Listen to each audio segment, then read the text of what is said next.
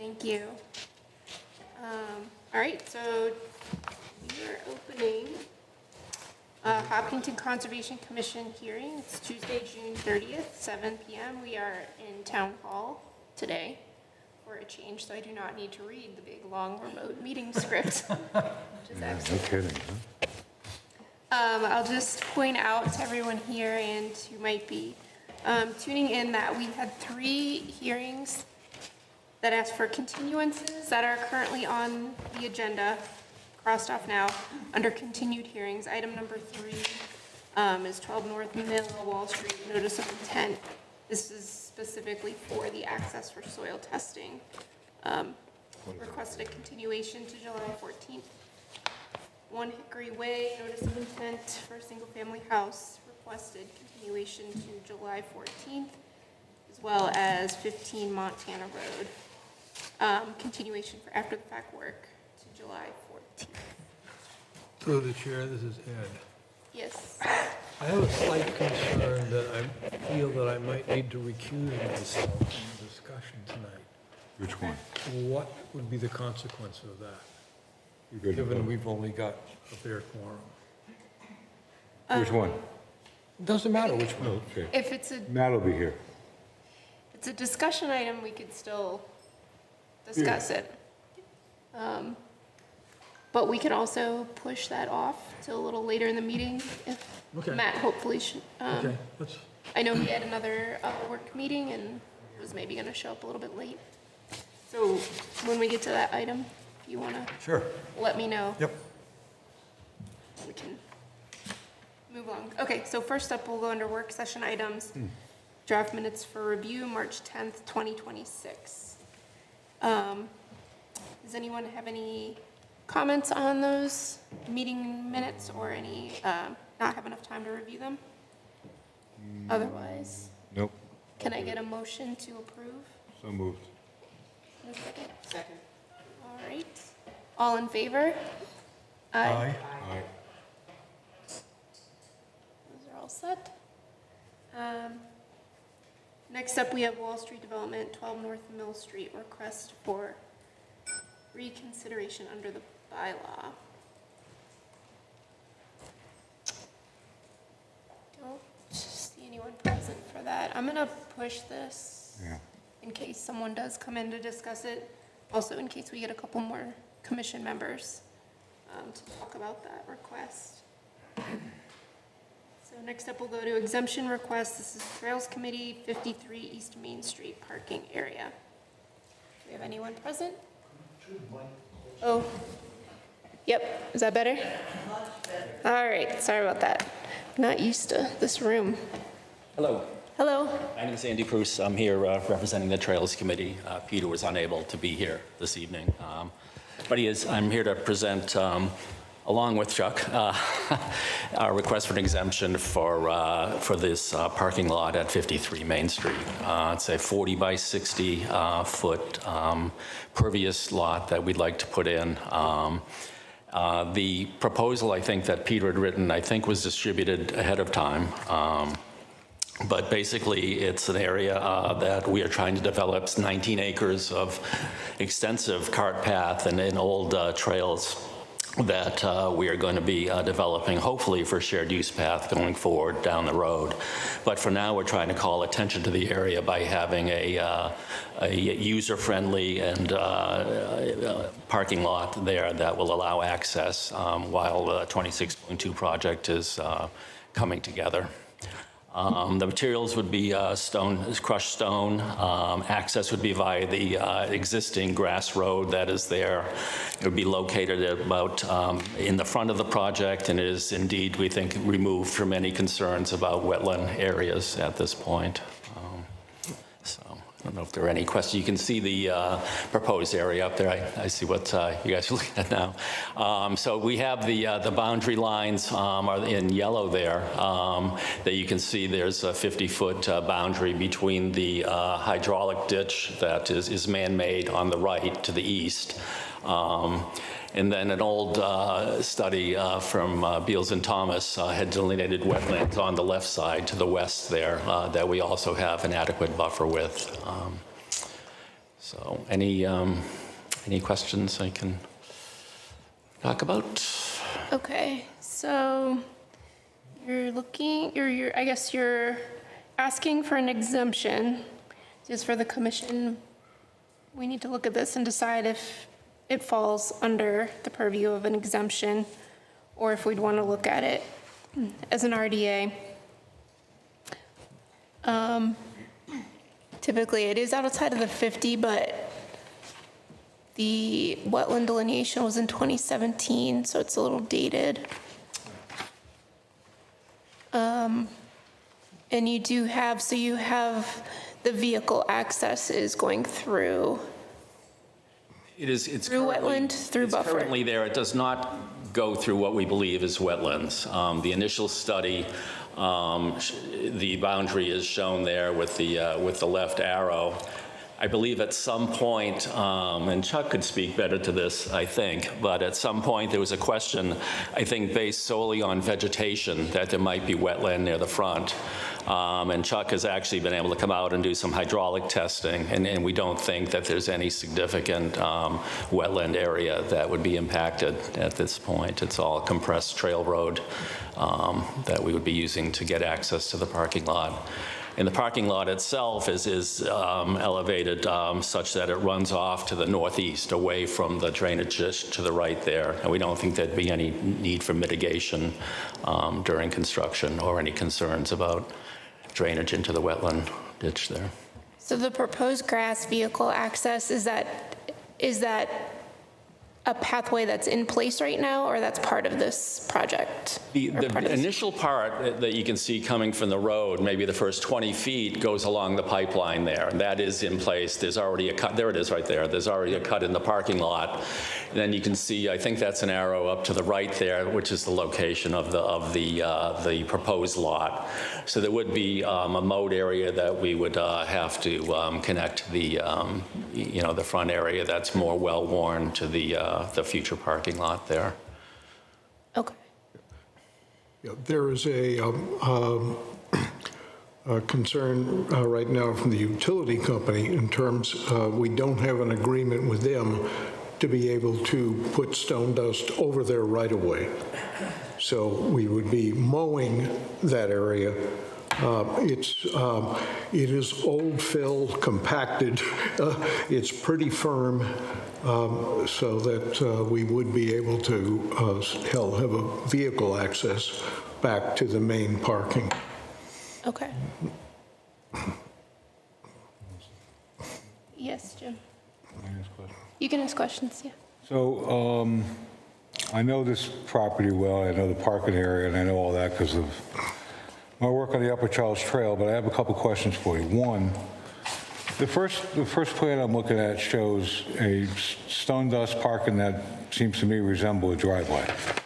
And then the last plan, second to last plan shows the proposed stone dust parking area. What is this apparently roadway looking part? Where is that? Is that coming right off of East Main Street? Going to the parking lot? The access, I think the picture that we had before, if I understand your question, shows the access. Well, how about this? Is the yellow shaded area what's Yes. depicted on the first page That's here? the access that will be mown. And that's what's shown here on this first. No.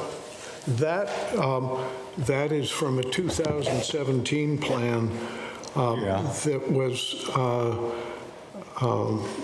originally and then updated as a very preliminary planning document for the 26.2 foundation, showing if they were going to put in a major access road, that's tentatively where they would put it. All right, so does this have anything to do with the application in front of us? No. It was requested by Concom staff. This, we're not looking at this as part of this application, Yeah. correct? I asked the Trails Committee to provide an overlay because the 26.2 Foundation is proposing eventually an infiltration basin. So I wanted to see Yeah, if okay. this parking area would be on top of. that infiltration basin and would impact the soils. So I just thought it would be a helpful piece of information to have. But you're not looking at a proposal for construction of a roadway. It's just for information. Yeah. And then, so there is a crossing still, or is there not a crossing at this point? There is for that driveway that's on the front, but not where you're going. There's no crossing of a culvert? The, I remember that being an issue a long time. where our proposed access does not cross the ditch. Okay. It uses the existing access, which is not actually culverted. The culvert is to the east. Yeah. Okay. And then just for sort of a point of orientation, where is the solar complex relative to this, To the, well to the northeast. the northeast, but well out of the way? Okay. Thank you. My thought on this one, to the commission members, is whether a site walk would be beneficial. I think it could fall under an exemption or an RDA, but I just feel like we need to be comfortable with the wetland boundary. Feel comfortable that there's just nothing, get some eyes on it, I guess. Make sure conditions haven't changed and we don't see anything that doesn't, come across on paper. Yeah, I'm all for that. Makes sense. Would you be amenable to that, a site walk? That's here. Sidewalk. Yep, Anna and I did go out to the site to take a look at the parking area. okay. I think initially the Trails Committee approached us looking to do stone dust in the little access path as well as the parking area, but our concern was that access would be really close to obvious wetlands. So I think they intentionally restricted it to just the parking area to keep it away from, it wasn't flagged or anything, but it looked Yeah. more upland. So I think we were a little bit more comfortable with Yep. the proposal coming in as an exemption request without stone dust proposed along the roadway, if that's helpful. Gotcha. No, that is helpful. That is helpful. Because that would be the area of most concern in my mind would be, that crossing. But if So we're just, For you, Melissa, so the access will be only on existing cart path, which is now mowed? The initial part of it, and then it will be over grass that will now be mowed, that isn't currently mowed. And the, One way? yeah, once coming in from East Main, as the access then curves a little bit to the right, to the bearing north, that area is essentially that whole area is old fill from spoil from when the ditch was done. It is, compacted and old fill, it's mapped by the USDA as, their term is uterthent, but it means basically area that man has messed up so much that there's no real natural characteristic to it. yeah, it's all previously farmed and worked. Okay, I think I could be convinced. Can would anyone like to make a motion to go ahead and accept the exemption request or approve it as an, with signatures by Anna or Judy? We're still going to do that. Yeah. As amended by Melissa. I'll make that motion.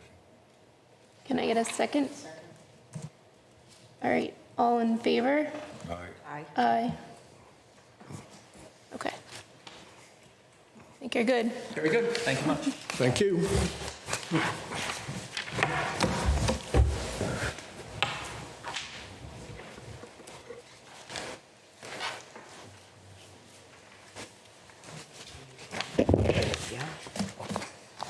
All right.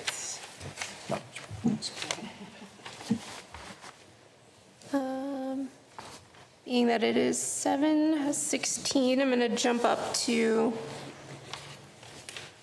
new hearings. I'm actually going to skip over the wetland protection regulations proposed changes and push that to the end of the meeting because I think that'll take a little more time and discussion by commission members. And I'll move on to 0 Franklin Road, notice of intent. And this is something I have to read because it is a new hearing. So the Hopkinton Conservation Commission will hold a public hearing on Tuesday, June 30th, 2026 at 7 p.m. at the Hopkinton Town Hall, 18 Main Street, to hear all persons interested in a notice of intent filed by Agalatus Energy to repair an existing dam with associated site work. Location 0 Franklin Road, Assessor's Map, U7, Block 7, Lot 1. Welcome. Hello, my name's Jeff Bellino. This is Craig Curtin. We're here with Bellino Engineering. We're here on behalf of Agilitas. It's kind of a tricky one to say. The owner of 0 Franklin Road. So we submitted the NOI to do the rehabilitation work to the existing dam located at 0 Franklin Road. Yep, there it is up there. It's the parcel, I'm not sure if you're aware, but it was attached to 69, the old Liberty Mutual Research Center, which is now a solar array. And the intent here is for the town, I believe this is a gift to the town, for the town to use this land to the Open Space Preservation Committee. And Agilitas is working with the town to bring this up to make these little minor improvements before they take it. It's some very minor surface grading, recoding the existing outlet control structure, some tree clearing on the actual earthen embankment dam. What else? What am I missing? Just, basically maintenance to the existing dam structure. Craig, you got? Yep. Yeah. Excuse me. And we added in some of those additional wetlands that were called out in the response comments from the third-party review, and we adjusted some of the plans that we submitted today, so we can talk through those more if there's any questions that come up. Okay. So, can you just give a little more description on what exactly the rehabilitation work is? You're going to be clearing trees? Yeah, What so- exactly does it entail? The dam structure, all earthen embankment dams need to have routine maintenance, including mowing and tree clearing. They can't, it just, if there's trees growing on it, can compromise the structural integrity of the dam. So we're proposing tree removal. How many is it, Craig? 6? Yeah, less than 10 trees Yeah. with greater than 12-inch diameter. On the trunks. actual structure, the dam structure that was built, there's not much information, but possibly in the 40s. And there's some, we were just out there, like poison ivy and sumac and just tall grass on the structure. So kind of bring that back to what it should look like, get the few large trees off of the actual embankment. So basically mowing the earthen embankment. Okay. So obviously there hasn't been routine maintenance done on this dam in quite some time if you have larger than 12-inch trees. Yeah, correct. For tree clearing, yeah. That's right. It appears that, yeah.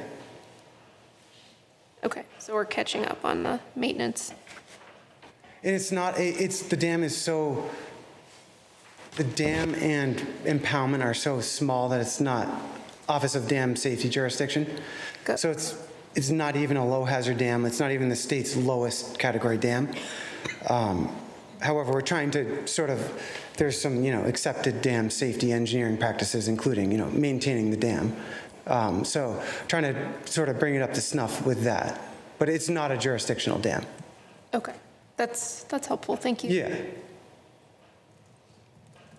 All right, So I know we had a comment letter here from Lucas, and I understand I haven't looked at them, but you responded to those comments today, and that's what the updated plans. Yeah, the revised plans include a lot of those changes that were, called out with those comments. And then, if we need to go through any of the other comments, we can address those as well or comment on those. Yeah, we responded to all of them, either in the plans or in the email, the document. Yeah, and I think the biggest one that was brought up a couple times by Lucas Environmental was the 20-foot buffer from the toe of the dam.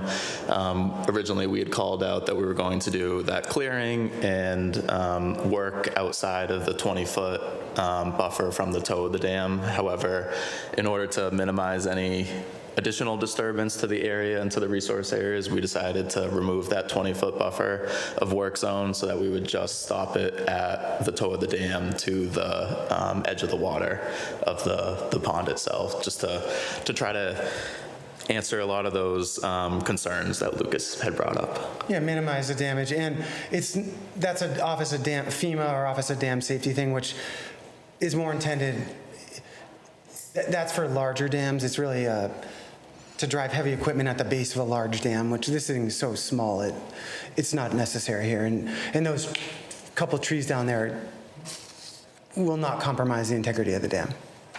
Okay. Okay, so obviously we need time for Joe to look through the comments and respond to them, and I think you still need a DEP number too. Yeah, I had sent them an email and called them this morning again, and they said that they would hope to get it today, but if it hasn't come through, then hopefully in the near future. Okay, so so we'll need to continue this out no matter what, but I guess we'll just turn it over to you, Joe, not to go through all of your comments, because obviously they're addressing them, but maybe if you have any in particular that we should discuss or that you wanted to point out. I think maybe a couple of things to point out. I know I haven't had a chance to look at the responses. Yep. I did not do the site inspection on this one.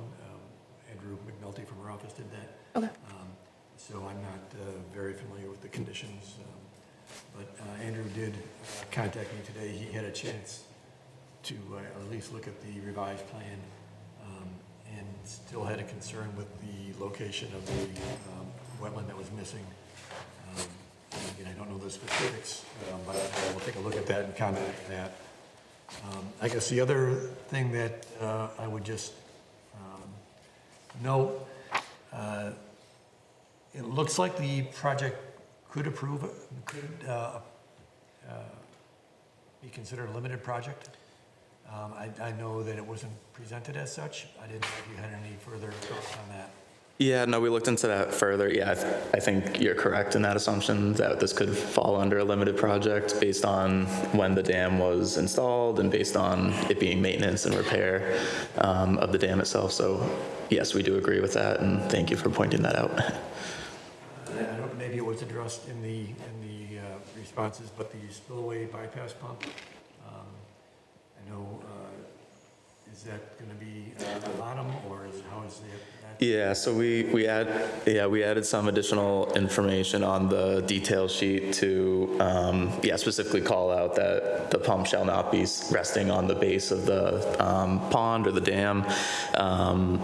Usually what the contractors will do is try to build like a stone base so that it's at least naturally filtering out that sediment. But we clearly state in the detail now that contractors not to allow that sediment-laden water to be pumped downstream.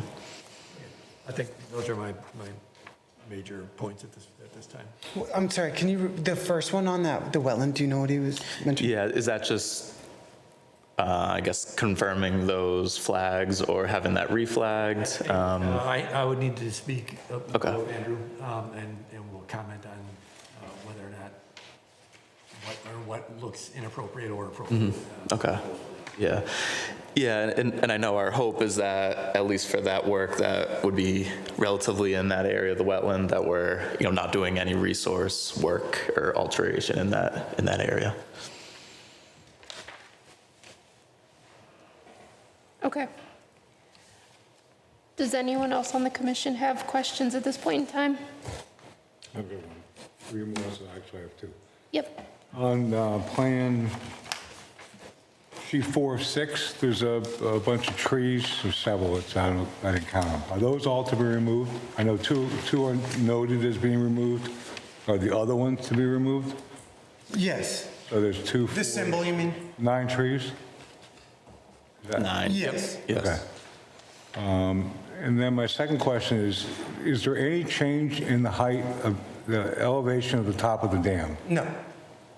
Is there any freeboard, are there any freeboards there now? No. Okay. So none are being added, obviously? No. Okay.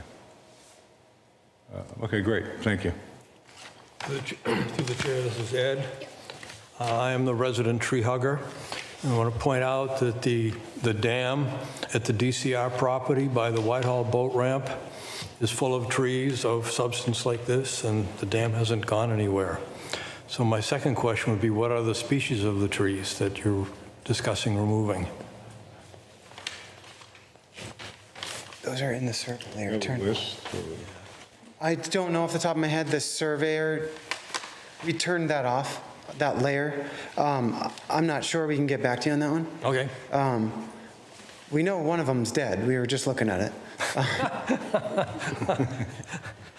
Okay, my second question involves the control structure, where it's noted that your, and I can't read this because the print is so small, remove corroded metal stop log channel and fill flush with masonry. So it sounds like you're eliminating the possibility of stop logs. Yeah, the town, Lance Del Priori, the assistant town administrator asked for that. Yeah. Okay, so I also happen to be the chair of the Open Space Preservation Commission, and we're destined to end up with this. And I'm speaking as the chair, I am not speaking as the commission, but I am not happy with that. Okay. With removing the stop logs? Yep. And you'd like to control the, Yep. Why, you want to be able to increase the water surface elevation? Now, that's speaking as me as the chair, not a vote of the commission. You mean a chair of the Open Space Committee? Open Got Space. it, okay. Yeah, so that was his comment, and, yeah, So we need to work that out. okay. That's it for me. okay.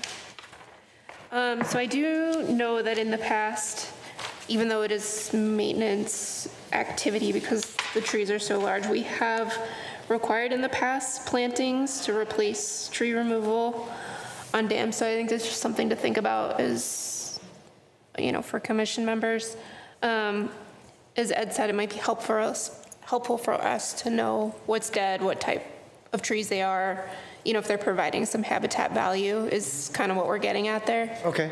Obviously, we would not want you to plant them on the berm of the dam again, but potentially there might be something else to do there. Okay. So just as we're working through this and getting Lucas's comments and taking the comments from open space. Okay. Maybe we can think about that. Yep. Before the next meeting. Yeah. Yeah.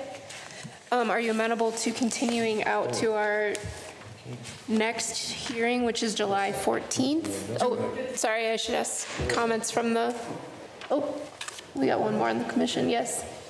You mentioned that there was some discussion about some of this property transitioning to the town or gifted to the town. I believe so. There was a hearing on that. That's sort of out of the scope of what we're doing, but based on the conversations I've heard in comments from the town, I believe so.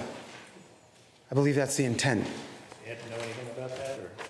Well, Ed just commented on that, yeah. Well, I mean, he commented on tangling with them, but It's new to me. parcel of land that, It's new to me. Yeah, I think that piece of it is kind of out of our, well, it's just Purview? a question. I mean, if this is going to eventually be town property, because it's going to be gifted to the town, I'd just like to know that. I believe that's why the dam's getting rehabilitated, so the town will accept it. There was an article proposed in the Open Space Preservation Committee addressing this? I'm gonna It's just sort of ask, separate from, Chuck might have an answer to this. He's got his hand raised there, so I'll take his comment. Come on up. Chuck Dodgy, speaking for the Hopkins Area Land Trust. I'm on the board of directors. And I apologize for my hearing because I can't be sure exactly how I'm chiming in to this discussion. But I was asked to make an impression for Paul, which I think is a little along the lines of Ed was raising, maybe 4 years ago or so, when this property began to be an issue, there was a possibility that Hall would take some responsibility for the open space. I looked at the dam, having worked for the Soil Conservation Service, now NRCS, long ago. I was really concerned about the condition. At that point, the stop logs were in so high that the flow was going over the emergency spillway. And obviously, there's lots of woody growth. Yep. On the embankment. We raised that issue with the then owners. And they did remove the stop logs, but all the way down. What Hall would like to see, although we don't have, a dog in this fight at this point, is that some ability to maintain the water level at a safe level below the emergency spillway be maintained. Both for aesthetics, but also to provide, more diversity of aquatic habitat. So if the commission can consider that, we would appreciate it. Thank you. Okay, thank you for that background information. And I do think that, habitat is obviously in our purview, so that piece of it is of interest to us, regardless of who owns the raising the water property. surface elevation, or just the ability to? The ability to make sure, the habitat is being provided So appropriately. basically, rather than, you wouldn't want to remove the ability to put stop logs in, you'd rather, those channels are corroded, so you'd rather see them replaced. So they're down the road. Correct. Okay, Yeah, that's what I'm hearing. can relay Is that. that what Ed was saying? Could, That's what Ed was saying, yes. Yeah. what, the ability to put in stop blocks?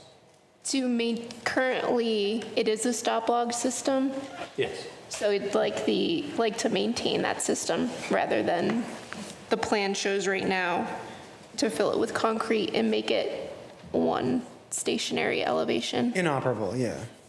Oh, so the elevation of the water would be set Right. Yes, below the, it's at the invert of Spillway. the notch in the spillway, that would be the water surface elevation. What it is now, if you were to go out there, you can't dam it up by putting logs in, which is how it had been able to be operated. The town had requested to remove that capability. yeah, I lived in that area for 25 years and used to run in there before it was a solar energy. And that was a very favorite path of ours from Cross Street, going across the dam up into the woods around behind Deer Run. And the groundskeeper for Liberty Mutual had purposely raised the stop blocks so that the water was constantly going over the spillway, which was essentially a hazard to everybody. Yeah, that's a secondary spillway. Yes. Yeah. Yeah, okay. So, and it was a beautiful little body of water. The Liberty Mutual had a path that went around it and bridges and so forth. If the town takes that over, I'd certainly like to see all that restored to, Hall could be proud of, the town could be proud of. Okay. Think you got some feedback Yeah, tonight? yeah. Okay. July 14th, does that date work for you? That's our next meeting, and the meeting after that is August 11th, so you can continue out to the 14th. Can we, You can always ask. Pencil that in. can we and- pencil yeah. that in and let you Yeah. know? There may be a lot of pieces we have to, Right. we if have you- to talk to. Yep, if that's not looking like it's going to work, Yeah. then you can just call Judy or email Judy and ask her Okay. to continue it to the next meeting. Yep. Okay. Okay. right. So can I get a motion to continue this to July 14th? I'll make that motion. Second. All in favor? Aye. Okay. You're good. Okay, thank you. Thank you very much. All right. Next up, we're going to go down to the informal discussion, 6 Teresa Road, unpermitted agricultural activity. This is one I'm going to recuse myself. Okay. And check the weather. Yeah, go put your top up. All right. Good evening. Good evening. Can you just introduce yourself? My name is Dimitri, and what happened there? We have some construction that I didn't know that I need to get the permission from the conservation board. I built a chicken coop and also a small house for goats. We have 4 goats, and I called to the town hall to ask if I can have goats, and I got the response yes. So, and I didn't realize that I need permission to ask to that it's close to the wetlands, because we have the Charles River that starts from next to our house. And all the constructions are light. They are not connected without any foundations, and there is a light fence around it. And I would like to work with the commission and to understand how can I improve it, and how to be compliant with all the rules. Okay. All right, Judy's got a few pictures up there. Thank you for coming in. I think this came to us, Judy. You want to give a little background from your end as far as what we have in the file for this property? Sure, through the chair. So we received a complaint regarding agricultural activity and development occurring at Dimitri's property, which appeared to be in close proximity to wetlands. We did walk the site with the owner a few weeks ago and observed several animal pens, a shed, and some other small structures like bee houses that look to be in very close proximity to a stream and bordering vegetated wetland. I would say likely 10 to 20 feet away. But we don't have a recent delineation on file for the property, so there isn't really any way to determine exactly. We did not observe tree removal or any sort of permanent foundations or permanent structures. Looking at aerial imagery, it seems like when the current owner moved in, this area had been maintained as lawn. So the animal pens were put in what looked like, I guess, legally permitted lawn is my guess. So I think that's my overview. Got some pictures in the file as well as some aerial imagery screenshots. Okay. So I think this is one of the situations where it's a little hard to weigh in without having a wetland delineation and knowing where that 50-foot boundary is. Do you have a site plan? Did we have a plan that shows? I have an old one that I don't think is very helpful, but I can pull up just Okay. the town GIS.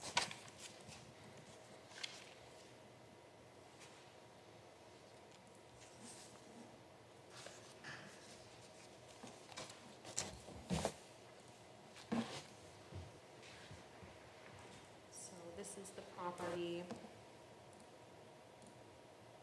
We have a mapped intermittent stream that runs north-south along the side here. It turns perennial when it crosses over Teresa Road, it looked like on USGS. And then that same intermittent stream, it cuts westward over here, continues northward as well, and this is where the agricultural activity is. Okay. And you said, Judy, there was no signs of tree clearing. It all looked like it was in previously disturbed. Yep. lawn area.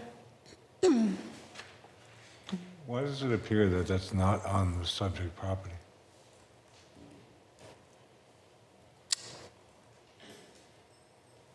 Yeah, Well, might not be. Another lot. Yeah.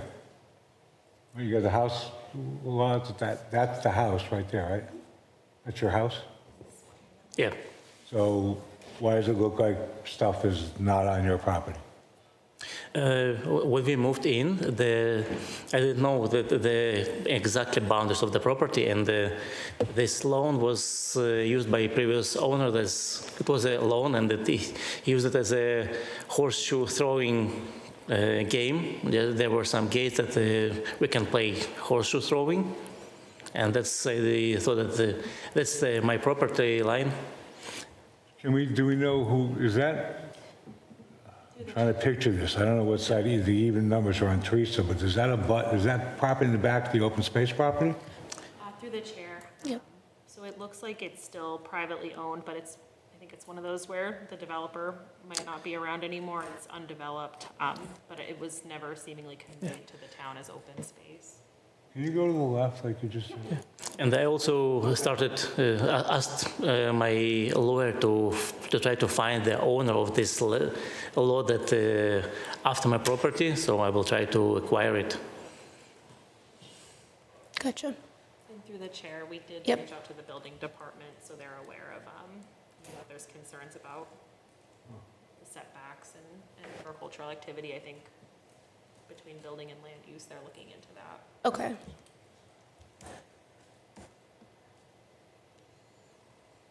Okay. So Bill, Up in the upper left, that's Koala Farm Road? Yep. Oh, okay. Yes. Yeah, right there, okay. All right, I got it.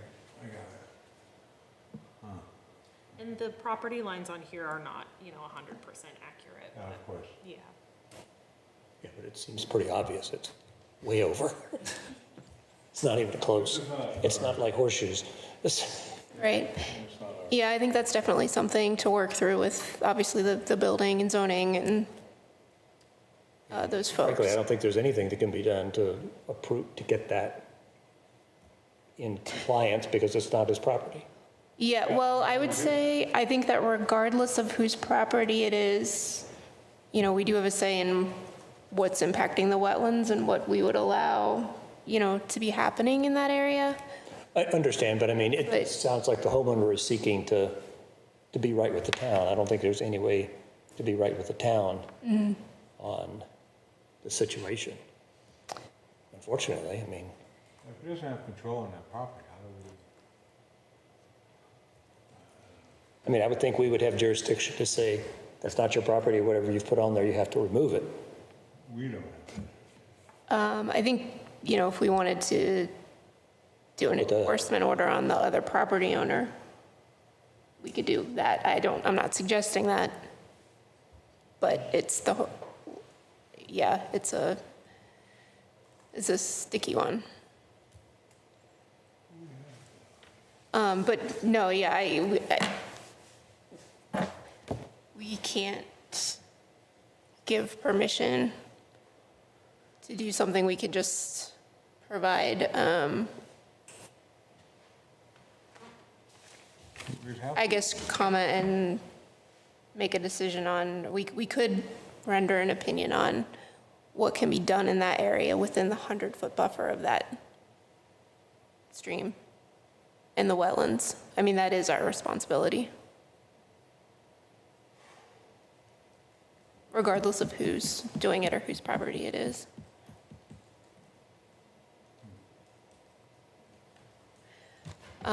So agricultural activities within 10 feet of a stream.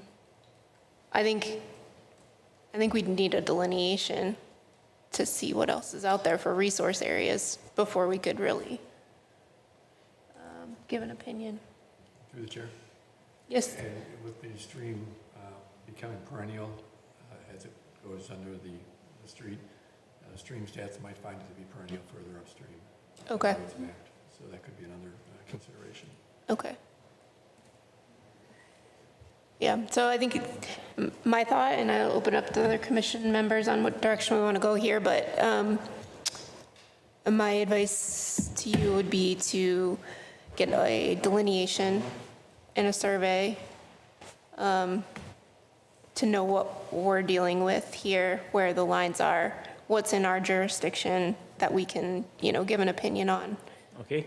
would be the direction I would go with it. Anyone have any additional thoughts or comments on that?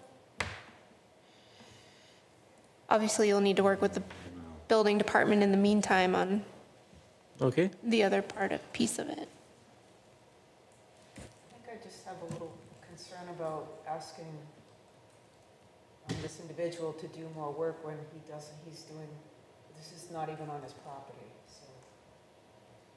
He doesn't have permission from the actual owner to be doing this, to ask him to invest time or money into complying with our regulations, when it may be moot anyway, if he shouldn't even be using that area, so I don't have an answer. Yeah, to you that. can certainly get rid of it, but I think we're being asked if it's allowed. Yeah, but Short answer is no. I mean, I don't, we got to resolve the property issue first. I mean, there's no ongoing degradation or, active problems over there, right?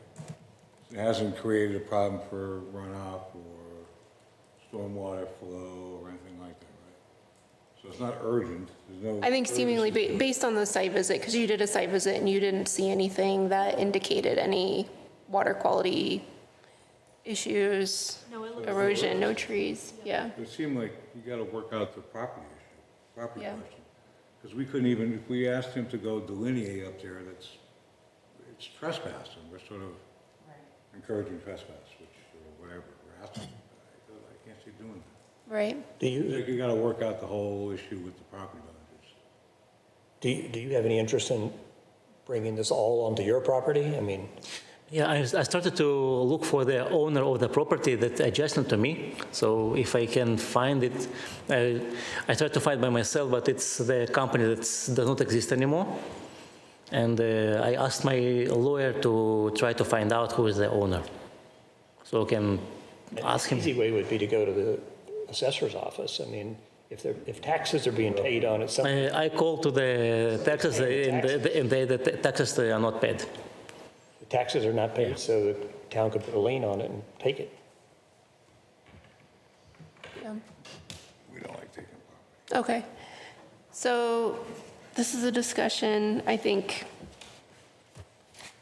yeah, our response is we don't have any direction for you other than it doesn't seem to be a concern for us Okay. at the moment, other than, you need to figure out your property boundary issues. Yeah, that's what I started to work on. I'm looking for the owner so I can talk to him, and maybe it's somebody that I can just buy this piece of property and I resolve this issue. Yeah, and if you were to do anything else, to expand anything, want to take down trees, want to plant, do any modifications, you would need to come to the commission on your property. Yeah, sure. And that's what we would look for, would be a delineation, figuring out where the resource areas are, and then we can, work through the process of Okay. permitting it, Yeah, sure. properly. Now I'm aware, so any change I should ask also the Conservation Committee. Right, yeah. Okay, Thank you. okay, thanks for coming in.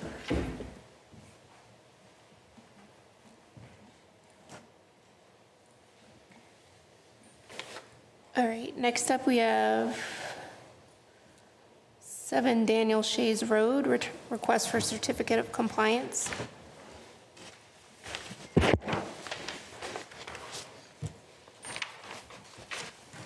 Welcome, Good evening. good evening. Thanks for seeing us. My name is Jim Halloran. This is my wife Christine. We are the current owners of 7 Daniel Shays Road, and we are in the process of selling our home. 3 Fridays ago, we were scheduled to close, and on the Thursday prior, we found out that we had an open, our title wasn't clean. And Since then, we've got a third-party surveyor that came out, took a look at the property lines. I guess the questions were a fence that we put up when we put in the pool 15, 16 years ago. That surveyor came up, provided information. You folks had your third-party surveyor come out and check out the same thing. I think they've made a couple of recommendations to you, but we are here to answer any questions, address any concerns that you might have, and we just want to move forward this process so that we can sell the property. Okay. Thank you. Thank you. I did take a look at the file. Judy has the plan up there, and I think everybody has a plan in your packet as well.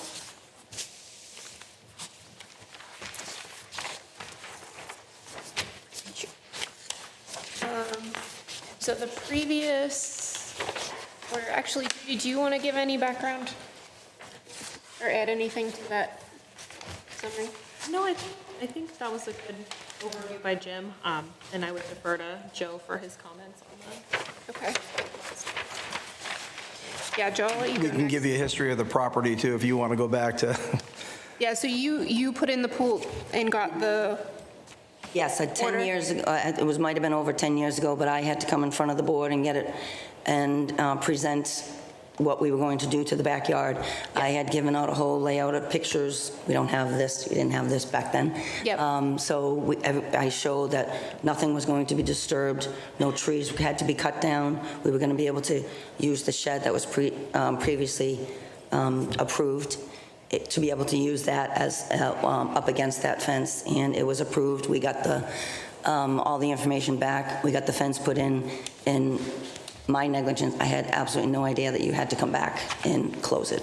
So we had this open this whole time and just had no idea that you had to come back. it happens a lot with house closings, fortunately. I know. Makes you feel good to know it happens a lot. doesn't it? It's Yeah, crushing. it's tough, yeah. Okay, Joe, do you have anything you want to add from your review? A couple of items to just go over. There were a couple of woody debris piles noted in the buffer zone beyond the fence.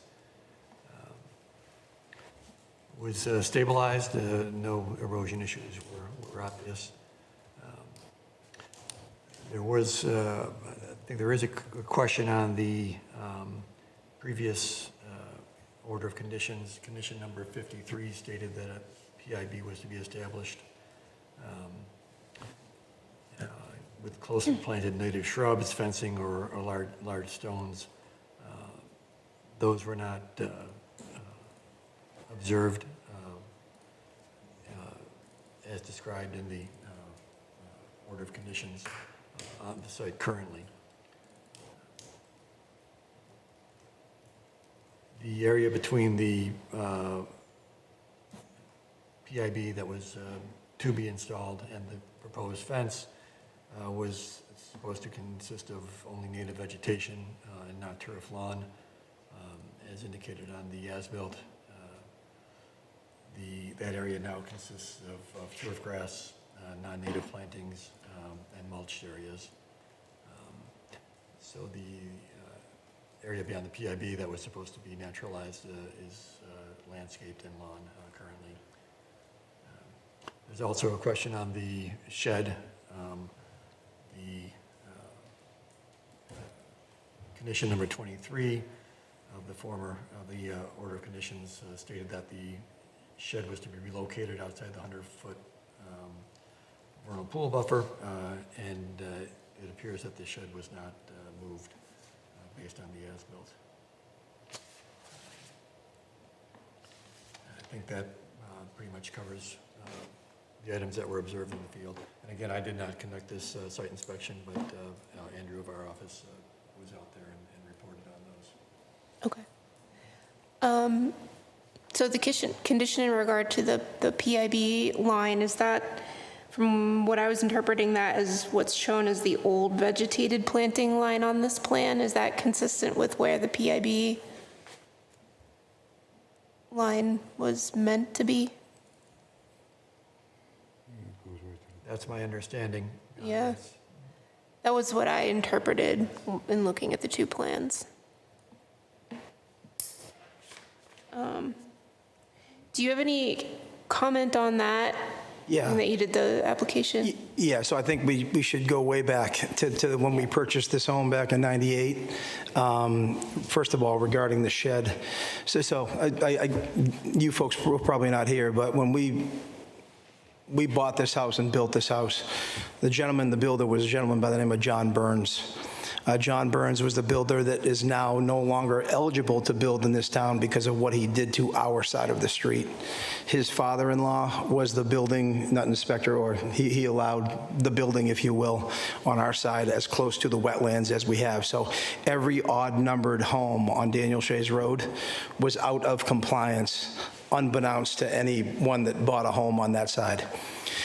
With regard to the shed and to the grass that you'd mentioned in the backyard, that is where those hay bales were. And they went all across the back of the yard. So as people that purchased, okay, that's where we can go, and that's what we did. We touched nothing beyond that. Not that it has anything to do with our home, but 2 homes away from us, their deck was inside or close to the buffer in the vernal pool. All of that, when we came back to a meeting and John got, banned from building, we had a big discussion, and you folks, or the folks that were on the committee at that point, threw the book at him a little bit. So we thank you for that, because he did us no favors. We came in and it was a tough time and it was challenging, and as we leave, it's challenging again. But to that end, that shed has been grandfathered in. And we have done nothing since that day beyond that area where you asked us not to do anything. I think it's pretty well documented. If you look at that side of the street, there's been a host of problems. Interestingly enough, every original person that had been there, they have sold their homes with no problems. We were the first ones that had to come in front of the committee tonight. Okay. And I think, Judy, you did mention you went through the minutes and the shed was reviewed previously by the commission and given the okay to stay where it is. So I think we can put that one aside as a commission as we're looking at this. Does anyone have thoughts? I mean, my one thing, I think the plan needs to be cleaned up a little bit, just to be whatever we decide. If it's the fence, if it's the old vegetated planting line, I think we need to make it clear on the plan what the PIB is for the next homeowner, to make that very obvious, even if it's just with a note on the plan. But I'll open it up to any questions or comments from the commission. I have a question. Yep. Legally, are you required to get the certificate of completion to sell your home? Correct. Can the new homeowner assume your order of conditions and mitigate it with us after the sale? I mean, if you were, I'm not sure how close you were to closing, but this is not. Just so you know, they walked away because their rate expired, so we walked away from $1.535 million. Listen, this has been an arduous process for us. It's been stressful. We have done nothing to this property that is out of compliance. And I can, Judy and Anna can both attest. We've been here 10 times trying to get this thing rectified. I'm more than happy to comply with anything you're looking for us to do. I just want to, get out of here and sell the house. And, it's been a very unfortunate situation that took place. And, this last month hasn't been too fun.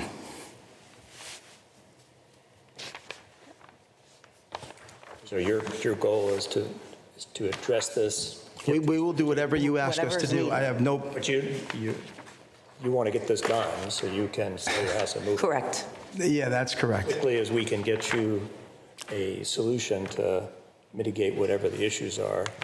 And from what I've seen, I mean, there were some grass clippings that they referenced. I've already taken care of that. We've sent pictures in to Judy. I came in the other day. Here's what it looked like prior. Here's what it looks like today. I've done that. I know that there is a mulch bed at the base of the fence that we did put in. If you want that to be grass, we'll make it grass. I have no problem with putting new sod down. Through the chair, I would say, could we just give this homeowner a list of what needs to be done? I think they did on the surveyor came out. Yeah, that's what we're discussing now. And I'm looking for any. Do we have that list? I mean, all I see is, here's what So the list, so. this environmental so the- found. Right, so per the conditions of the previous order, that red line on the plan right there, old vegetated planting line. So if we're gonna hold them to what was supposed to be done, then they would need to plant with native plantings, not lawn. Native vegetation and plantings from that red line to where their fence is right now. Okay, I understand. I understand that. Just talk about that one for a second.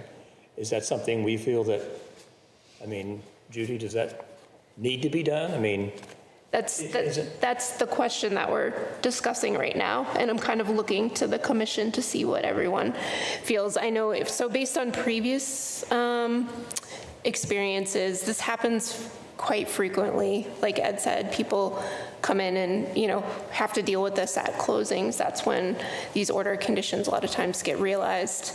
And for various reasons, I think it's kind of a case-by-case basis that we handle them, because there are a lot of situations where you have a developer and they don't do a good job and they sell homeowners things that they don't realize they're buying or that they haven't finished out. And that's not the commission's fault and it's not the homeowner's fault, but it's something that, we need to deal with and all be comfortable with closing it out. There's other situations where, it's not a developer, it's a single-family home, and, that's kind of a different situation in my mind. So there have been situations in the past where we've kind of compromised, or based on, what the site has been kept, how the site has been kept over, the last 10, 15 years, what makes sense today. well, that's what I'd like to get to. I understand all your reasoning, but I would like to just, if we can cut to the chase of, every picture I saw up there looked like it's well-maintained. I don't see personally any reason why they should have to go tear all that out and make it look like it's natural vegetation. It's well-kept. It doesn't seem to be impeding upon any vegetated wetland or anything. Judy, I mean, do you? Through the chair, yeah, it's up to the board what you all want to see. So if that's your opinion, I think. I mean, I don't know, through the chair, if we could just go through these things one at a time and get each board member's opinion. Do they need to do that? Who says yes, who says no? Okay, let's cross that one off. Is there a way to do it that way so they can leave here with a definitive list of what they need? So what I just said was the condition that we're talking about is whether we want this homeowner to plant native vegetation between that red line and the fence. So what do you think, I Walter? would propose they don't need to. Okay. That would be my proposal, if that's something we can vote on for that line item.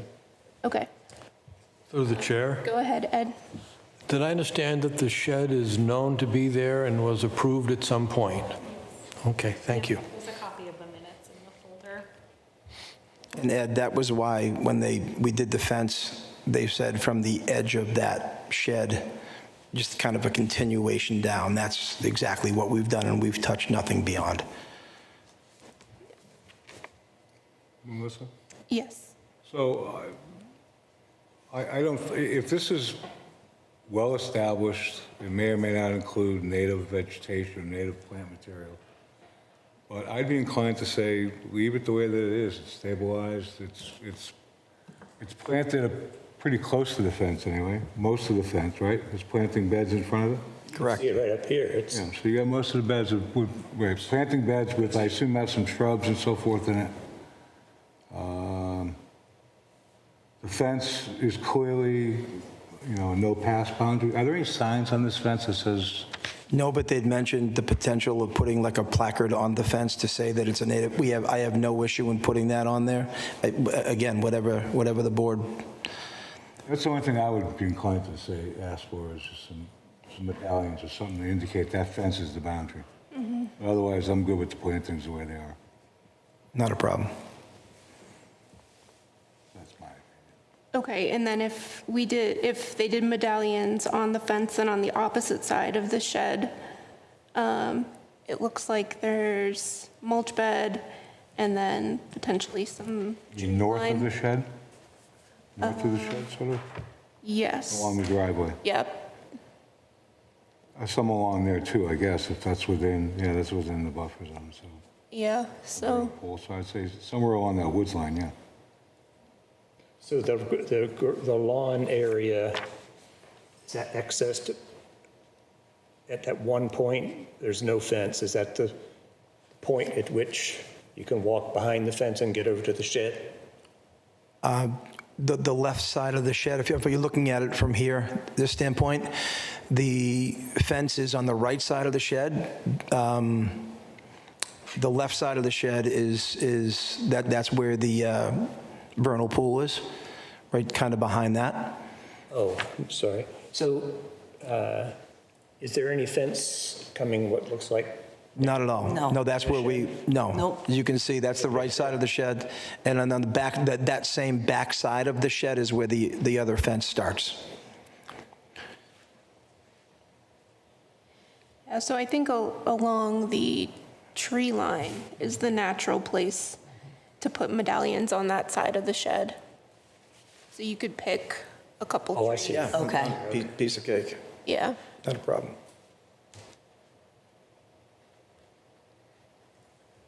And then Primarily to enclose the pool all the way around. That's why we Yes, needed yes. that's why we needed the Needed to fence. close that. That's why we needed the fence. Yep. Yes. And that's why we came to you and said, where can we put it?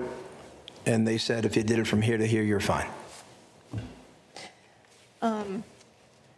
so my only addition to those comments would be, like I said, if we could get an updated version of the plan, and I don't think it has to be like a surveyor, but it could just be marking up this plan to identify where those medallions are going, and that is the new PIB going If we forward. just took pictures of that for you, Melissa, would that be sufficient to show you where we put the medallions? I meant on Wants the it on- plan, so the plan. that somebody, if something happens to the medallions, or Got it. people see the medallions and they're like, what is that? That, you can correlate it on the plan. Do we want to specify a medallion like every 10 feet? Yeah. On the fence line or some? I think we some usually guideline? do we do 30 feet? Like 20 to 30. 20 to 30? So maybe, yeah. Less would be better, just in case the other folks have an issue. I don't, it wouldn't matter to me, but I know that. Big long one of- banner. Yeah. And the whole banner down there. As Judy can attest, The that is medallions the are reason not why enough. the previous buyer left, because they thought the medallions were ugly. Oh, these are just... I saw them, they're We have them. turtles, and I know. I have 5 Hey, of look them. at- I'll put them up tonight. It's- Oh, you have- flashing lights. Flashing lights. Okay. Through the chair. Yes. Melissa, do you want that red line removed as well so that it's not confusing future Yes. down the road? Yeah, that would be perfect. Good call. Yeah. That's why we pay her the big bucks. So more of just remove the red line and put the medallions where we've placed them. Okay. Yeah, Judy can help you with that. Usually, Okay. when we have a plan, there'll be dots, Yep. and then in the little legend, Yes. it'll say this is Okay. a PIB. And we're not talking about on the side of the shed towards the house, not going to be any PIBs there, right? 'Cause We are along the tree line, because that's a the vernal. back, Nowhere between the tree line or the fence and the house will there be any signs. Is that your question? well, no, there's a fence coming down from the shed directly to the house. That's part of enclosing the pool. Oh, right. Not That's- suggesting anything there. That doesn't get PIBs. Right, that doesn't have sign. Yeah, that it's just doesn't have kind a of going guide. around the back, wrapping Just around. behind. From the shed to the driveway. Yes. Nothing. Okay. So it's Okay. okay the way it is. Okay. Yeah, the PIBs on that side will be along the trees. Yeah, we just want to protect that vernal pool Yes. line. So, Melissa, Yep. we need to do that before we issue the COC?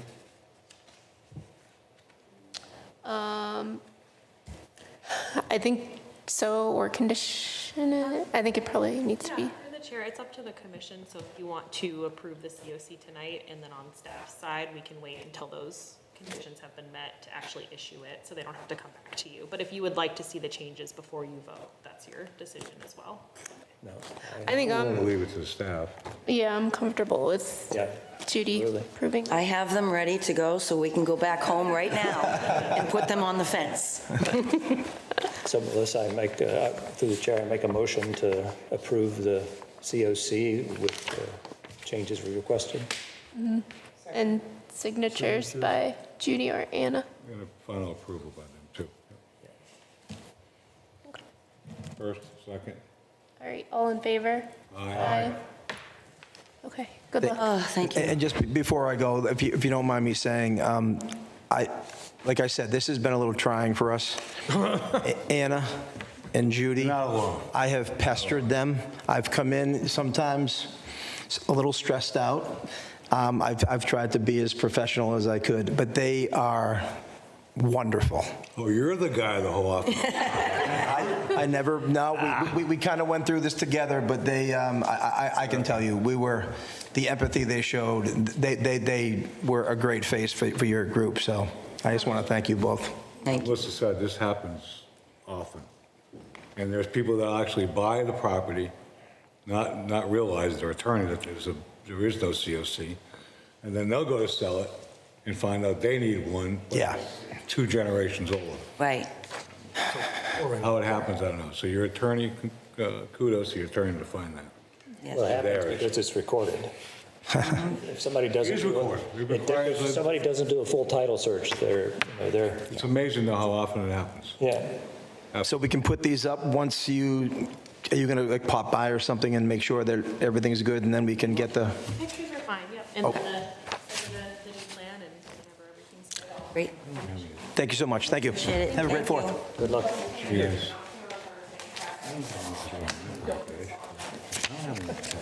I know, that's, yeah, no, I That's one in my kitchen.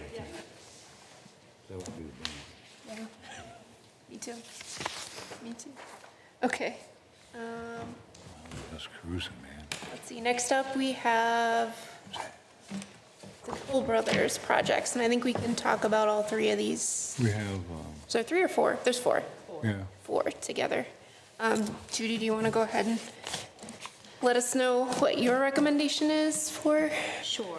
Through These? the chair, we lumped these 4 together because they're all in a similar boat with being ready for COCs. So the first one, I'll just go through them in order, is Lot 29, which is 22 Wayland Road. Order of conditions was issued in 2021 for construction of a single-family house. Changes reported by the applicant's engineer include a slightly different house footprint. Certain exterior features were in slightly different locations, but no impact to resource area. Drainage outfall slightly higher than approved. The upper patio space slightly larger than approved, but not closer to the resource area. And driveway slightly smaller than approved. Joe's comments that were kind of lingering were the owners were maintaining beyond the PIB, and we needed certain site features to be added to the as-built plan. So we do have an updated as-built plan after those comments were sent to the applicant, and we have confirmed that mowing beyond the PIB has stopped as of 2 weeks ago. So it is staff's recommendation that this one, Lot 29, 22 Wayland Road, is ready for a COC. And that's going to be the case for all of them, so Okay, if you want to vote on them individually. as we go. Okay. Does anyone have any questions or comments on this? I think it looks pretty typical to our Toll Brothers sites?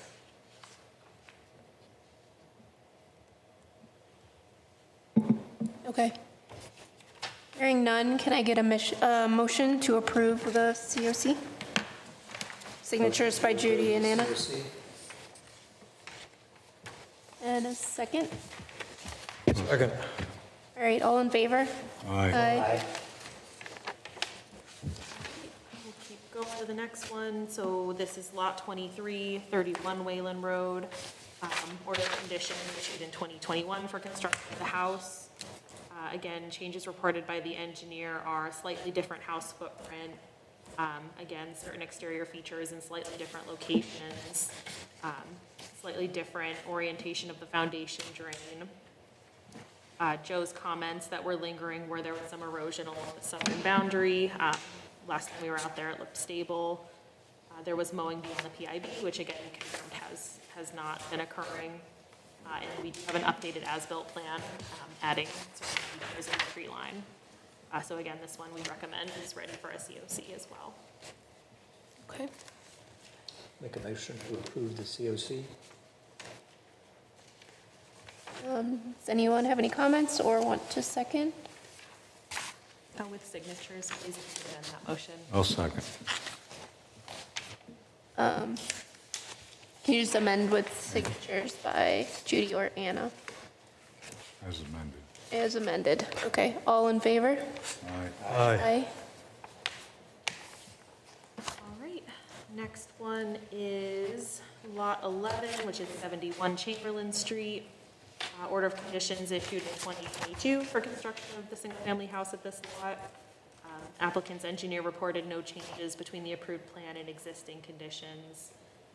And Joe's outstanding comments at the time were removing the erosion controls on site, which we confirmed have been removed. Mowing beyond the PIB, we've confirmed has stopped at this lot as well. There's erosion on native plantings. It's right here along the drainage easement. And additional site features such as the tree line have been added to this as-built plan.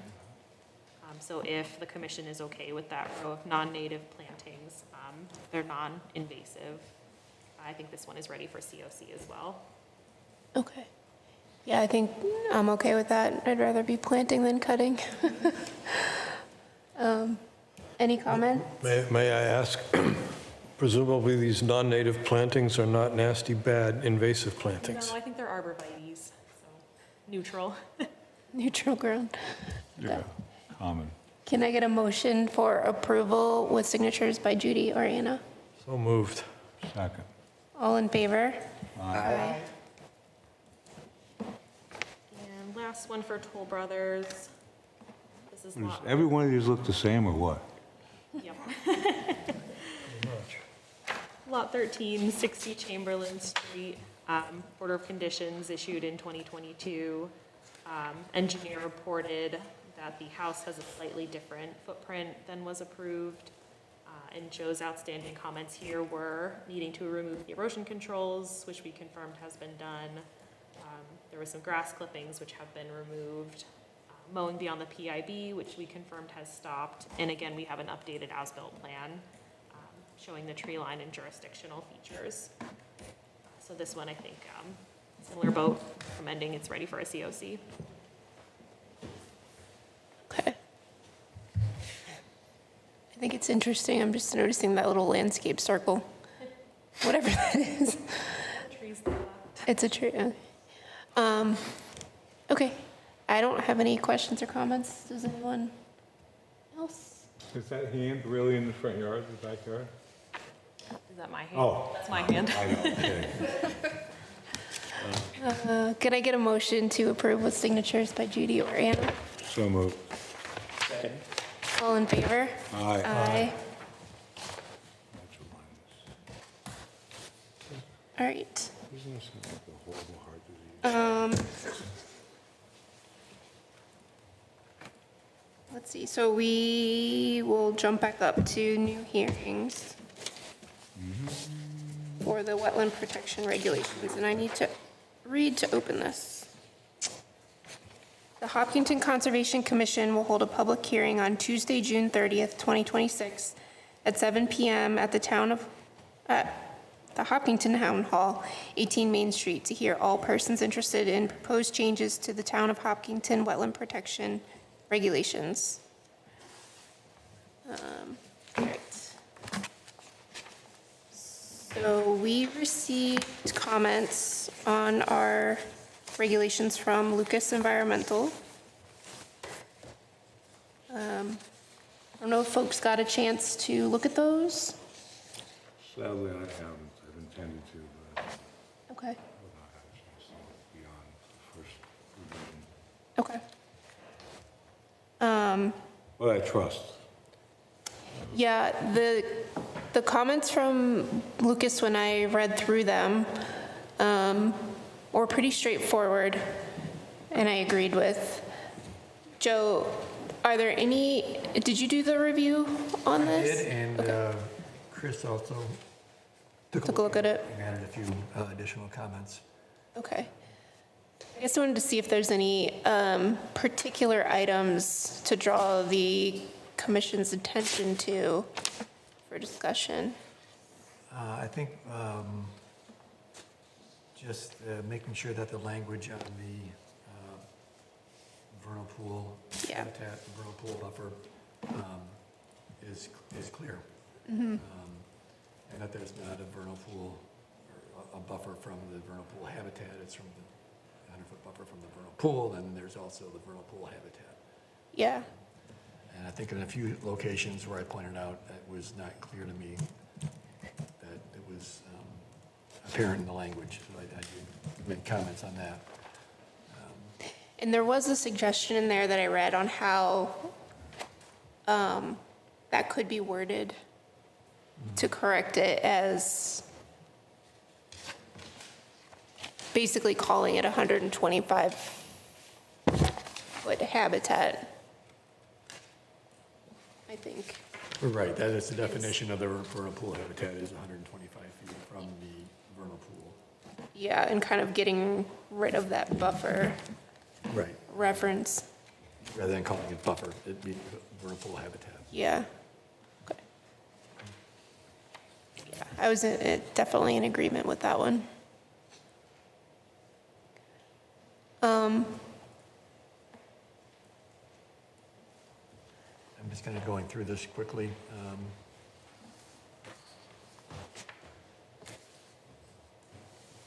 seeing under the consultant fees, just clarifying which categories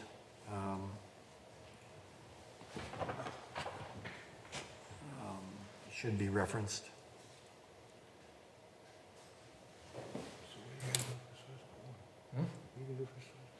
Put the top up. Which categories should be referenced, as in, I don't remember this comment.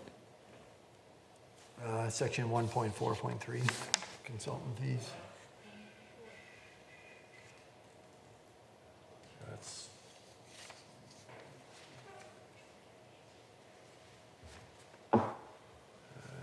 my comment 6, JO6. I don't know if it's coming up that way. Right here. Yeah, I think it is that one. Just table 1.1. Just past table 1.1. Right, so should that read categories 1 to 10 or categories 1 to 8 and 10? I'm not sure about category 9. Appropriateness for category 9 there.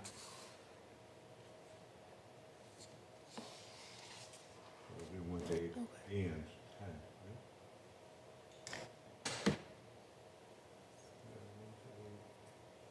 Yeah, because I think you're saying this is the ones that have a consultant fee, so we can just go back and confirm that's only referencing the ones Okay.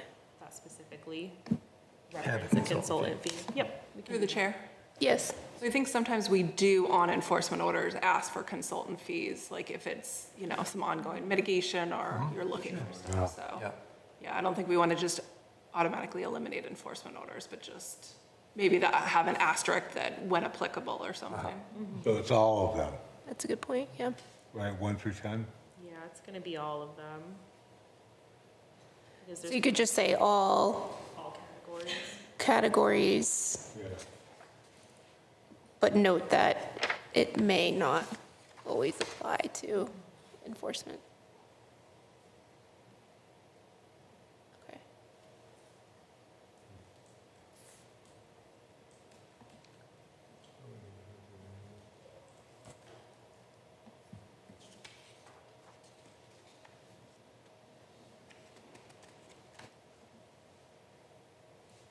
I apologize, I haven't looked at this for a while. That's okay. I think, Go back to it. What's the 53 and a half? 53 Gs. Is there something going on with that type-wise?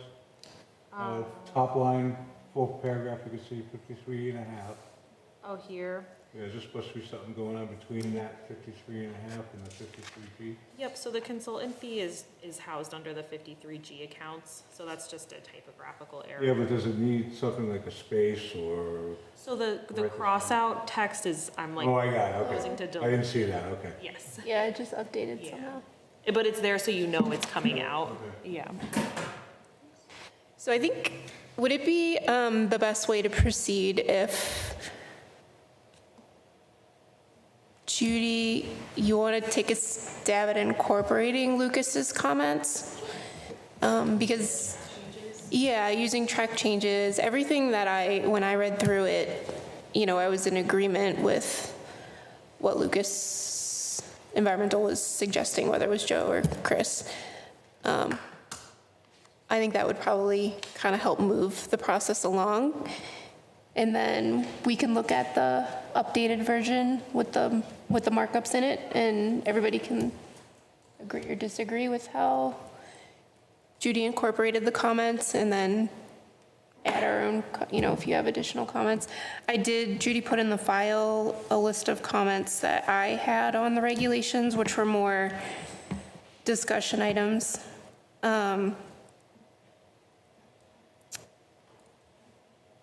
I guess I'll just take a temperature from the folks that are here if you want to go through them tonight or read, We're here. while we're here. We have a little time. Well, how much time are we talking? It's 5 minutes? 8:25. We have more time than usual. I'm kidding. We do have more time. All right, so I'll just bring up, we can do a couple anyway. One of the things that I wanted to ask about was under conditional exemptions, which is 4.7. I don't know if you can scroll to that section. It's about invasive species management. And so we talk about invasive species management and exemptions under 5.5 minor project exemption, listed as a minor activity.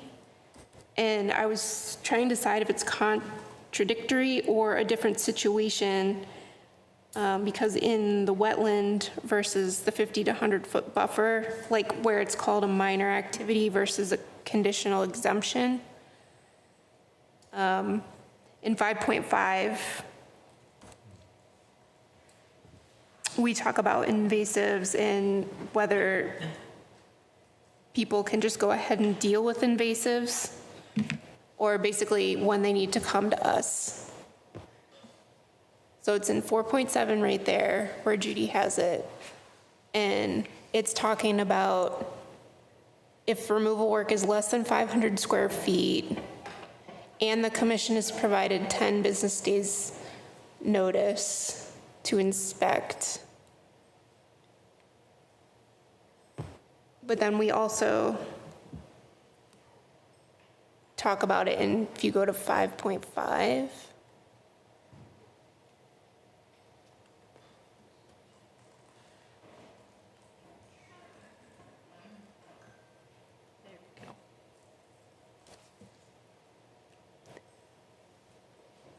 Somewhere in here we talk about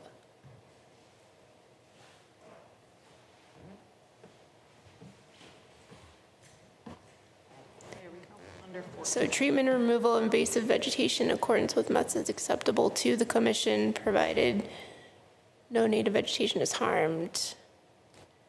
That's, Yeah, so here we're not saying that there's any notification to the commission, review, there's no like restriction on the 500 square feet of area. Like, I like this one better. this is under what, minor project exemption? What's this under? Yeah, this is minor activities. Okay. Question, when we talk about no ground disturbance, does that preclude pulling things out? I think that was one of Joe's comments, was Right, there's gonna there- be minor. Right, there's going to be some minor ground disturbance if you're pulling things But out. not, no mechanical, no machines and stuff like that. Yeah, so I can edit it to say, like, no significant ground disturbance, major ground Yeah, but No, what's Say significant? my, disturbance. Yep. Yeah. my knotweed patrol area, I mean, that is my method. Yeah. Yeah. Gone from knotweed to sassafras. Well, how about we say no excavation? Does that better? Rather than. Yeah, if the method is not, yeah. No excavation, grade change, or something like So what happens to the one conditional above, that goes away, or it mirrors this? So I guess my question is, I don't know that we need it in both I places. think so. I think it kind of puts you in a predicament where you could be looking at two places and not sure which, or, I don't know. I would like to give, I think, I don't know, I think it would be better to make it easier for people to remove invasives, and they shouldn't have to come in front of us, and they shouldn't have to get, Well, that's, right now, it says, under minor project exemption, you would be required to come in. So, under conditional exemption, I think, right? I think under minor, unless it exceeds 500, in which case you can do because everything. if it's a So minor activity, Yeah, as long as it's outside of resource, outside of the 50, within pre-existing law, and those are the conditions that have been in there for when minor projects are considered exempt inherently. Yeah, I'm not sure people are gonna, if people have, there's so many places, I mean, first of all, the majority of invasives occur in resource areas, don't they? So if somebody's gonna go out and they wanna get rid of knotweed, or they wanna get rid of the bittersweet, is it gonna occur to somebody, hey, I better go check with Concom and find if I gotta do something? yeah, I mean, I would be in favor of pulling it out of that, like not even if it's in 50 feet. Give them an exemption. We want to encourage it, not, Yeah, we don't want to put it off, we don't really want so to. can we move it, It's nice if we know what people are doing it, but can we move it to just, can it just be exempt? I think that would be a new category. This is like the lowest. I think this is saying, if that work occurs, they don't necessarily need to come to you. If they do and these, conditions are met, then it's inherently exempt. But I how can about if we see put some better- area there? How about if we put not to exceed, like, unless it exceeds some square footage, then they would have to come and ask for minor project exemption. Otherwise, they can do it, that means somebody does 100 square feet roughly, they're not at risk. 500. I mean, town exchange sheet is over 500, right? And it doesn't affect the town mowing, by the way, right? No. Because they get that under their broad. Yeah. Maybe you can work that into, you can propose a change. Yeah. To address that. So that was one thing that jumped out at me.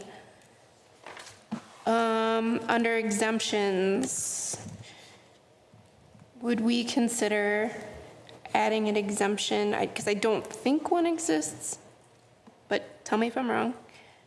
Could we consider an exemption for trails, footpaths, and woods even with small stream crossings, if they're within 50 feet for public use? I think there's something in there about it being allowed for private use, but we have a lot of just like little foot trails that the Trails Committee is doing, and scouts and things like that.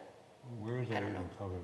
For any Have you ever run into About that? stream crossings. unpaved?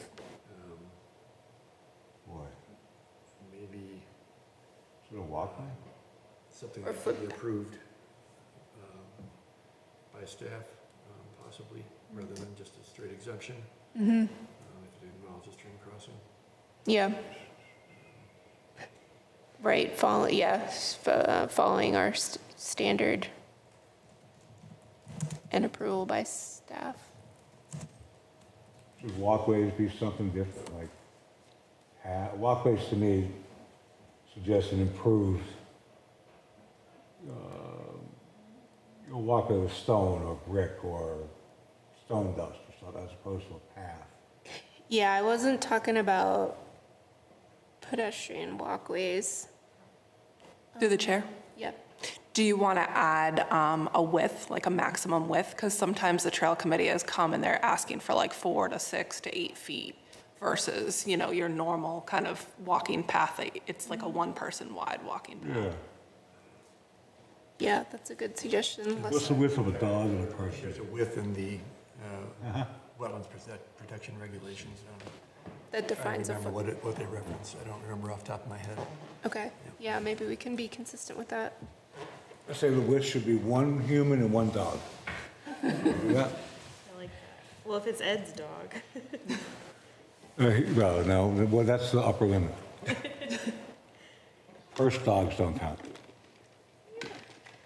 If a dog is under 20 pounds. If a cat's under 20 pounds, it's a dog. So there's a couple sections. One of them is 5.4, and then 9.2 where we talk about stormwater. I think 5.4 talks about existing condition plans and calculations for stormwater, but it doesn't refer to the town stormwater regs. And then there's other sections where we do refer to the town stormwater regulations for design requirements. I think there's just like some consistency that we can do to clean that up between those sections. But my recommendation would be wherever we talk about stormwater and standards, we remove them from here and instead defer to the town stormwater standards so that we're just being consistent for reviews.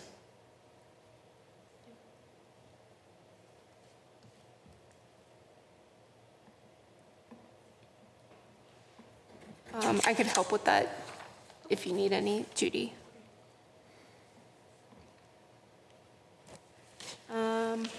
And then section 9.2.3 talks about groundwater recharge. And right now I believe it's requiring that all projects that are less than 4,000 square feet of impervious area are required to install a dry well. And I don't know that we have been upholding this. I know what the intention is, but I think that on properties, we've also been allowing like discharge to qualifying pervious areas instead of putting in a dry well, pervious areas like alternate infiltration methods.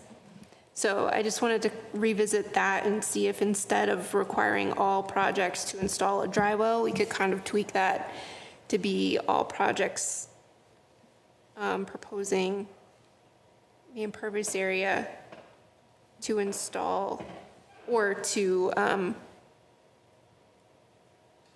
discharge to an infiltration method, whatever that may be. I don't know if anyone has any. Does that include comments on- foundation drains, footing drains? In the old days, No. you just daylighted that someplace. Yeah, I don't think this is like rooftop impervious area Okay. in driveways. Because it's based on the impervious We have all area, these not the papers. We pay foundation. attention to that, don't we?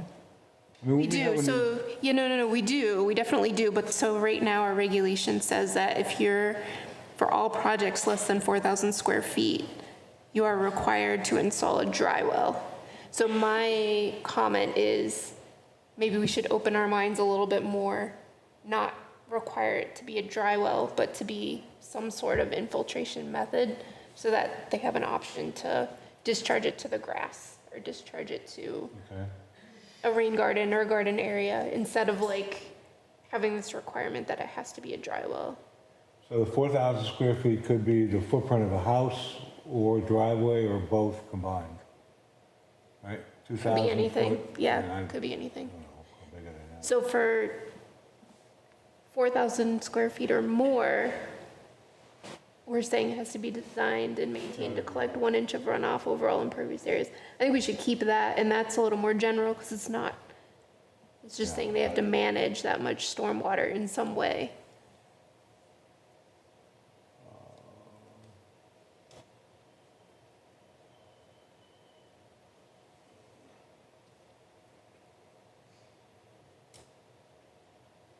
Yeah, that was for residential and commercial projects, all roof shall be designed to be collected by downspouts and directed to adequately sized dry wells or recharge chambers.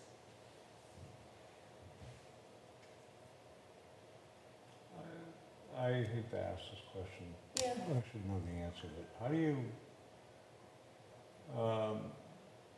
1 inch of runoff, how is that, how you determine that? Is that based on storm size or?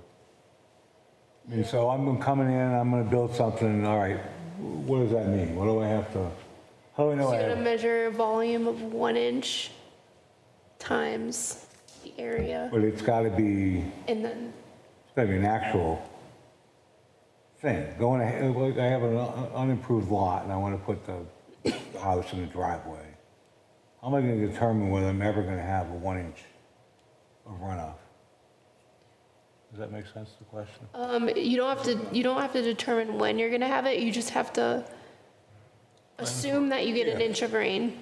Okay, so so then you just use the surface area of impervious? Yep, and then you multiply it by the inch, and then that volume has to get Okay. designed to infiltrate. Not a dumb question. So my thing is just the dry well. Can we give them more options than saying you have to put it in the ground? Can we be a little more open?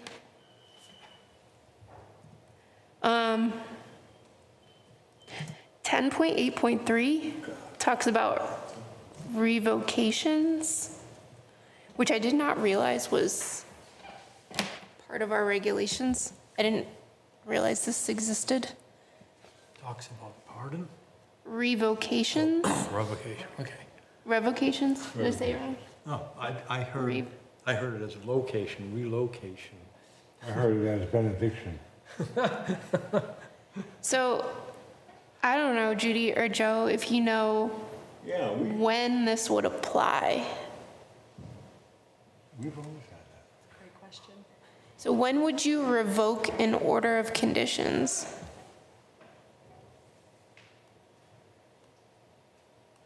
Just like I said. I haven't heard of this happening, but I can ask around to other agents and DEP. Okay. I think it's a good hammer. Standard practice. Because normally a commission would issue enforcement order. Yeah. Yeah, that's what I was thinking. I was like, you'd either do an enforcement or they'd come in and do an amendment if they were gonna change I guess it's like if something on the project. they're not complying with enforcement orders, it's like a very last resort situation. Or if all of a sudden the house. Well, this would come after an enforcement order, right? You have an enforcement order, then you could revoke the permit if you don't work things out, right? So this is like the last, That's how it's reading to me. this basically says, all right, we're revoking that, come in with a new NOI. Something to that effect. And I'll make a note to touch base with DEP to make Does sure it- or- that's. Okay. I don't know that I've encountered it. There's need to be the first bullet being, an enforcement order has been issued? Or a stop work order? Maybe, yeah, maybe there's like a clarifying sentence that would help understand like what that applies to or when we would do that.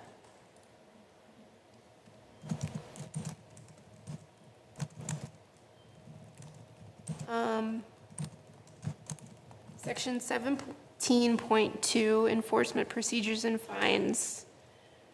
I think there's a few things that still need to be cleaned up in there since we have the ticketing ticketing system in place. So I know we're gonna have town council review these after we go through them and kind of have a final draft, but it was just kind of a general comment to make sure it's up to snuff for that.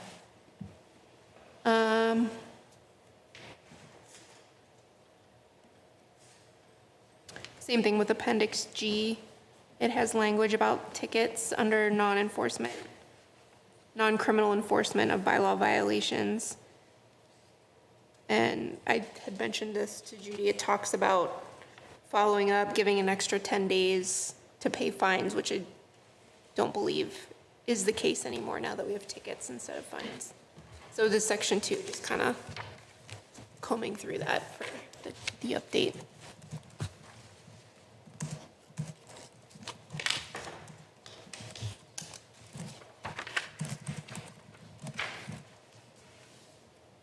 That's all I had.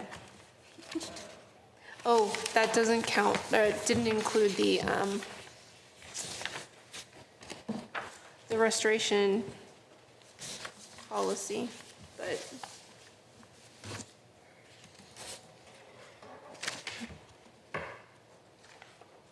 I've had comments in there for a little while, and my comments haven't changed. I don't think I don't add anything. So I guess just encourage if anybody wants to take a look at those and provide additional comments. And I'd like to thank all the developers and real estate brokers that have attended tonight, attorneys, that help contribute to this rewrite. It's just nice to see an audience like that. It is, I mean, it's Really contributing. I like it. this is a chance for everybody to say their piece.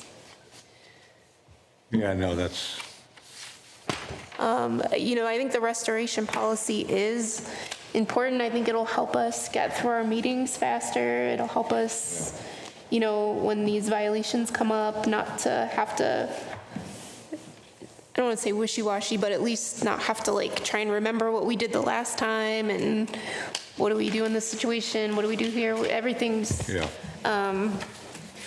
case by case and individual situations, but if we have something to base it on, I think it'll help our process. So. that's a lot of work putting that together, you guys. That's incredible. It really is. I never would have gone that far. Oh, that's a lot of work. Thank you for doing that. All right, so plan is, Judy, you don't mind working on another updated version, send it around, we'll give everybody another chance, another bite at the apple, now that school's out.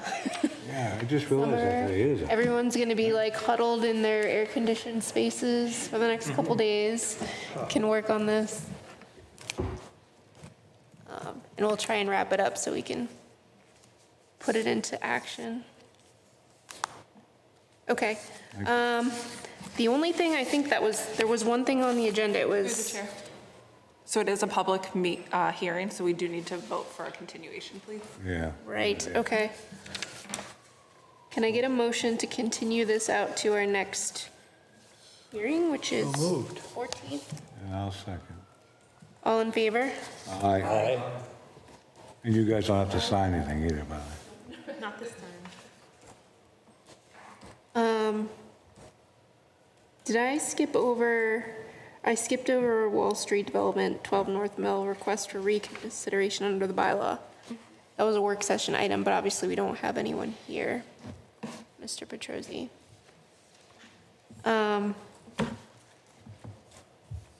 In that situation, I don't know what is being requested exactly. I mean, we have a letter, but. Yeah, through the chair. Yeah. I guess whether or not the applicant is here, the request has been made that the commission review the request for reconsideration that was provided, and the action items are either commission can vote to reopen the hearing or be content with the final decision that was made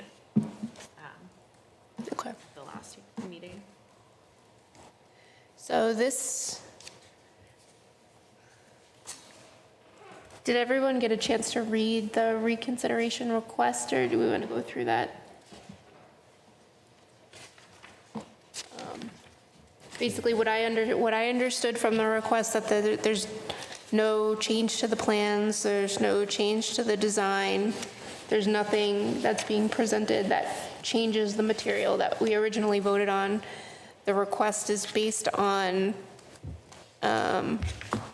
speculation that the property is lost value.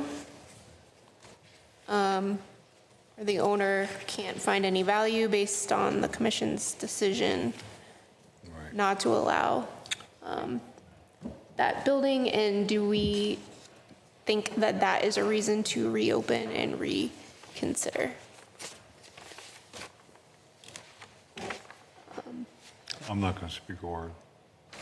If there's no questions, we can just go ahead and vote on it. What's the timeline like? Do we need to have Matt and Ted here to do this? Not necessarily. No, It's not tied to the original hearing. This is So we're not under, we have a certain amount of time to decide to reopen or not? 21 days following receipt of the request for reconsideration. When is that 21 days? So It's we like tomorrow or received the request, can double check the date, on June 23rd. So as of today, it's at 7 days, and I believe you'd be on the safe side not to leave it until the next meeting. I think that's, Would the next week, is the next meeting too long? It is, right? yep. Yep, so a vote to reopen the hearing or decision to be content with the decision made on June 9th would have to be done tonight. And reopening the hearing doesn't mean that we're saying that we would entertain, There's no, That we would vote there's no new information that was. no, there's not. Traditionally, I think when we've reopened hearings, it's been when there's been a change proposed. You can see where a lot of people would just go ahead and automatically request reconsideration, but nice to throw something to base it on. How many people, how many votes did we, how many people were here on the 9th? Was everybody There here? were 6 people. You were here. Yeah, because it was a 3-3 So we're just missing one person, Matt. right? Matt? Well, Peggy wasn't here for that hearing either. Okay, so Peggy was the one out. But I think Well, Peggy that's could six of still us. vote tonight, because it's not, I mean, it would be up to you whether you want. Vote for the reconsideration, you mean? Yeah.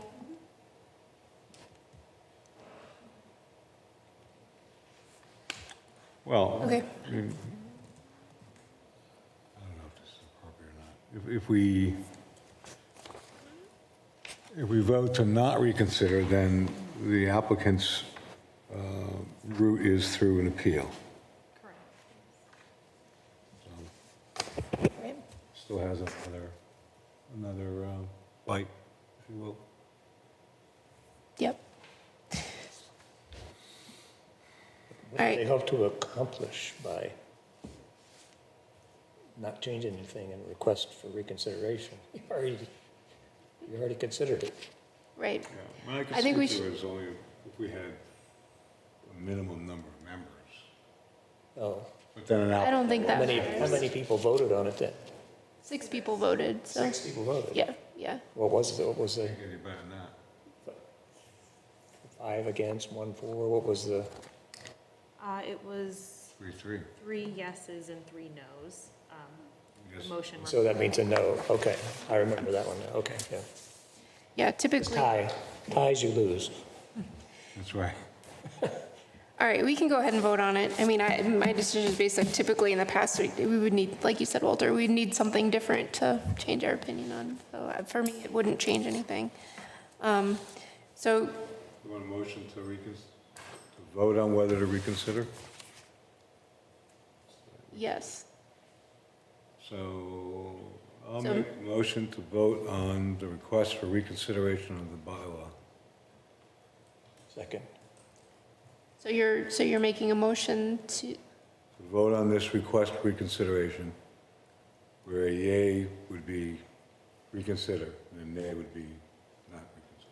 Stands. get a second from Walter? Second. Okay. All in favor? All in favor? I'll do a roll call. All in favor of no? All in favor of no. Walter? No. No. Jim? Well, hold on. All in favor of no. No, all in favor. So you made a vote to. All in favor of the reconsideration? Open the Oh, hearing. So no. Walter voted no. He doesn't. No. vote. No, thank you. So Jim is a no. Yes, correct. I'm a no.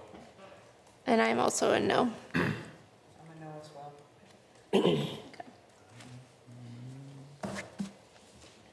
Through the chair, Yes. if we're sort of done, I have a question. Wait. I think we are done. Do you want to close the hearing before your question? No. Or is this part of the hearing? No, Okay. well, it doesn't matter. I have a question about silt fences and how long silt fences can be left hanging out after a project is sort of done.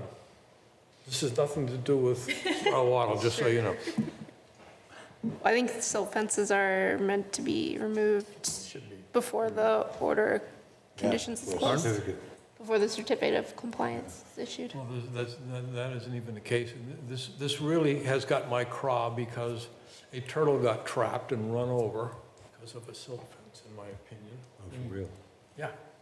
And the silt fence has been there for months. Oh, this is the one you told me about. Is the project done? This is the spring. Wish to a COC? Probably never be done. So is it, it's not currently under construction or something? It's Morse Lane, where road work was done, and in my opinion, a substantial undercut of the existing grade was done, and then a silt fence was put up to kind of keep the undercut grade from washing out into the roadway. So it's needed as a barrier, only because it was messed up. I don't know the answer. That's why it sounds like a question. This was done in conjunction with trying to get the town to accept the road? No. Oh, it had nothing to do with that? So I think it sounds like, this is very speculation here, because I don't know which project you're talking about. Morse Lane, The what? Morse Lane, Morse A Lane. private road, private way, grading Private way. done, et cetera. So, how about we take a motion to adjourn? It's non-jurisdictional too. Okay, Make a motion to adjourn our meeting? all right. Then, can I get a second on the motion to adjourn? Second. All in favor? Aye. no. Overruled. Aye. Overruled. It's refreshing, man, to be out like this. It beats the hell out of it.